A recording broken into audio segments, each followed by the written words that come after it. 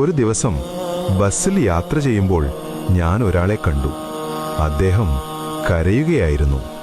മുഖത്ത് വേദന, കണ്ണുകളിൽ കണ്ണീർ, ഹൃദയത്തിൽ തീ. ഞാൻ ചോദിച്ചു, എന്താണ് സംഭവിച്ചത്? അദ്ദേഹം പറഞ്ഞു, എനിക്കൊരു മകനുണ്ടായിരുന്നു.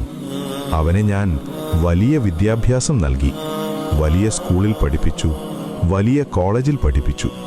അവനെ ഒരു IAS ഓഫീസറാക്കി. എൻ്റെ സ്വപ്നം, എൻ്റെ അഭിമാനം, എൻ്റെ സന്തോഷം. പക്ഷേ ഒരു ദിവസം അവന് പനി ബാധിച്ചു.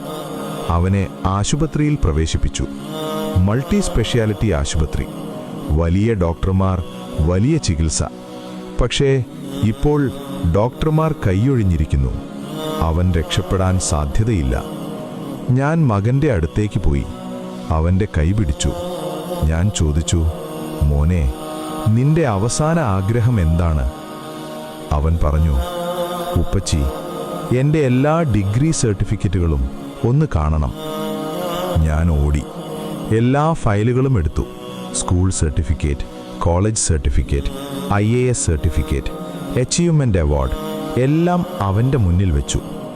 ശേഷം കരഞ്ഞു, ഉപ്പച്ചി, ഇതെല്ലാം ഈ ലോകത്തിലെ ജോലി, പണം, പദവി, ആഡംബരം